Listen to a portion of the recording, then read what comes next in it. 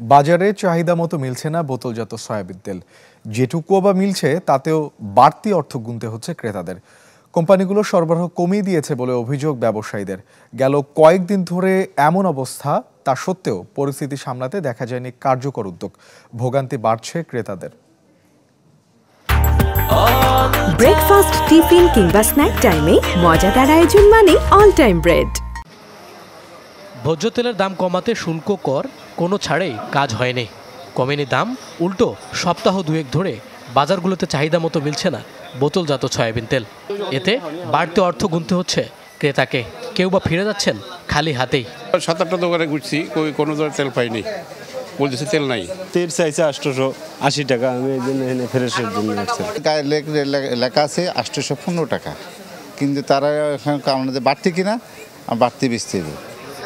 ভোজ্য তেল না মেলায় কারণ বাজারের এই ব্যবসায়ী বেছে নিয়েছেন ভিন্ন পন্থা।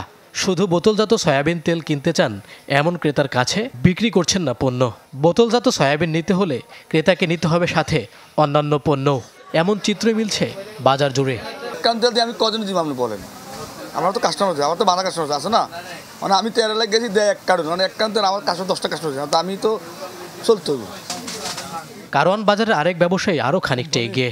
5 লিটার বোতলজাত সয়াবিন তেলের সর্বোচ্চ খুচরা মূল্য 818 টাকা। তবে সেটা নিতে হলে গুনতে হচ্ছে 850 টাকা। বাড়তি অর্থ নেয়ার প্রশ্নে সোজা সাপটা জবাব, কিনতে হচ্ছে বেশি দামে, তাই বিক্রিও বাড়তি। 5 লিটার হলো 850 টাকা, তো 818 টাকা তো আমাদের থেকে নিচে তারা। আমাদের কাছে মেমো আছে। ডিলাররা বলছেন বেশ কিছুদিন ধরেই বোতলজাত সয়াবিন তেল সরবরাহ করছে না কোম্পানিগুলো, ফলে তৈরি হয়েছে সংকট। যদিও এমন অভিযোগে টিকে গ্রুপের এই কর্মকর্তা জানালেন, স্বাভাবিক রয়েছে বোতলজাত সয়াবিন তেল সরবরাহ।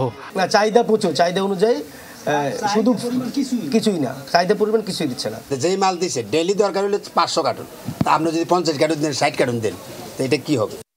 আমার তো ডেলিভারি কম হয়, বরং গত মাসের যে আমার অক্টোবর থেকে নভেম্বরে ডেলিভারি বেশি, নভেম্বর থেকে ডিসেম্বরে ডেলিভারি টার্গেট বেশি। বাজারের এমন নৈরাজ্য বন্ধে কার্যকর উদ্যোগের দাবি সাধারণ মানুষের। মইনুল হাসান, চ্যানেল 24, ঢাকা।